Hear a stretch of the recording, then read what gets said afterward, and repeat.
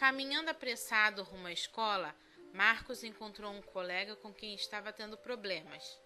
Sem motivo, há algum tempo, Pedro passou a ser antipático com ele e passou a tratá-lo mal em qualquer lugar onde estivesse. Por isso, vendo que Pedro se aproximava, Marcos ficou preocupado. E não deu outra. Passando por ele, Pedro abriu sua mochila, comeu seu lanche e jogou seus cadernos e livros no chão. Numa atitude provocadora, se afastou, dando uma gargalhada. Marcos, porém, não reagiu. Com tranquilidade, abaixou-se, apanhou seu material e continuou seu trajeto como se nada tivesse acontecido. Na escola, enquanto a professora escrevia no quadro negro, Pedro jogou a borracha na cabeça de Marcos de tal forma que fez um estalo. Ouvindo o barulho, a professora virou-se. Pedro já estava em seu lugar. Ria disfarçadamente, acompanhado pelos outros alunos. "O que houve, Marcos?" perguntou ela ao vê-lo coçando a cabeça. Olhando para baixo, o menino desculpou-se. "Não foi nada, professora." "E que isso não se repita mais", disse a professora chateada. Todos os dias, Pedro encontrava sempre novas maneiras de agredir o colega, no jogo de futebol, na escola ou na rua. Marcos nunca reagia, o que deixava Pedro cada vez mais irritado. Certo dia, Marcos estava indo ao jornaleiro, quando viu Pedro que vinha em sentido contrário. Tentou se esconder, mas não teve jeito. Ele o encurralou de encontro a um muro. Pedro aproximou-se com ar ameaçador. "É agora que eu lhe arrebento a cara, seu pirralho." E assim dizendo, pegou um galho do chão, pronto para espancar o outro. Marcos continuou olhando sem dizer nada. "Vamos, seu covarde, lute!" Mas Marcos continuou calado, embora lágrimas surgissem em seus olhos. Pedro, cansado de esperar, partiu para cima do menino. Nisso, um homem que passava viu o que estava acontecendo e correu para socorrer Marcos. Pedro, assustado, saiu correndo, mas ainda teve tempo de ouvir o homem perguntar: "Sabe quem é aquele menino? Quer que o siga?" Enxugando as lágrimas, o pequeno Marcos respondeu: Não, não foi nada. Ele não fez por mal. Deixe-o ir embora, senhor." Apesar de admirado, o homem respeitou a vontade de Marcos e, depois de se certificar de que ele estava bem, afastou-se, aconselhando-o a tomar cuidado porque ele poderia voltar. Na tarde do dia seguinte, Marcos, que tinha saído para fazer uma tarefa, viu Pedro descendo a rua de bicicleta. Certamente havia feito compras para sua mãe, porque trazia uma sacola presa ao guidão. Tentando ajeitar melhor a sacola, Pedro não viu um buraco no asfalto.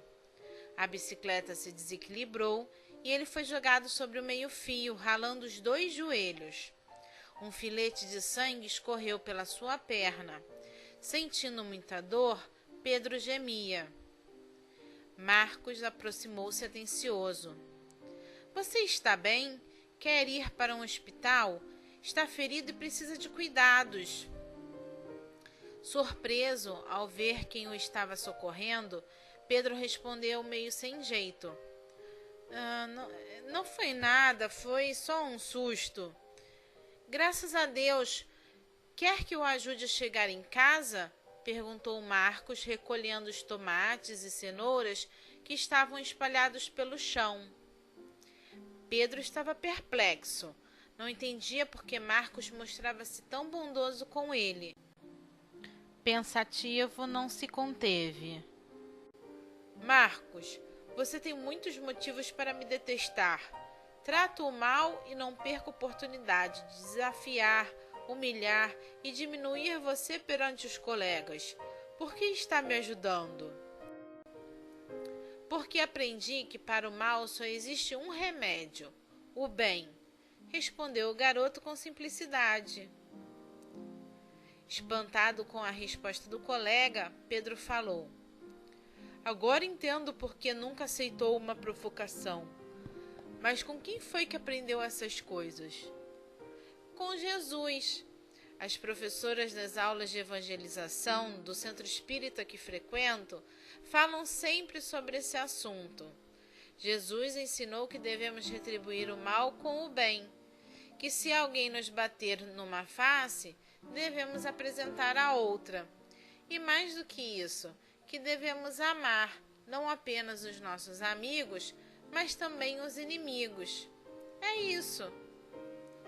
Calado, Pedro ouviu as explicações de Marcos. Na verdade, naquele momento se deu conta de que nunca havia conversado com ele, e não sabia como era e nem o que ele pensava. Agora, ouvindo, percebeu que Marcos era diferente dos outros colegas, mais consciente e responsável, apesar da pouca idade. Pedro sentiu naquele instante que o rancor e a animosidade tinham desaparecido do seu coração. Obrigado, disse Pedro simplesmente afastando-se. No domingo, ao chegar no centro, Marcos teve uma grande surpresa. Lá estava Pedro, todo sorridente, embora um pouco encabulado, para também participar da aula de evangelização, onde a professora estava justamente falando. Quando Cristo disse: Bem-aventurados os aflitos, o reino dos céus lhes pertence, não se referia de modo geral aos que sofrem, visto que sofrem todos os que se encontram na terra, quer ocupem tronos, quer jazam sobre a palha. Mas, poucos sofrem bem, poucos compreendem que somente as provas bem suportadas podem conduzi-lo ao reino de Deus. O desânimo é uma falta. Deus recusa consolações se falta a coragem. A prece é um apoio para a alma, mas não basta. É preciso ter por base uma fé viva na bondade de Deus. Ele já muitas vezes disse que não coloca fardos pesados em ombros fracos. O fardo é proporcional às forças, assim como a recompensa será proporcional à resignação e à coragem.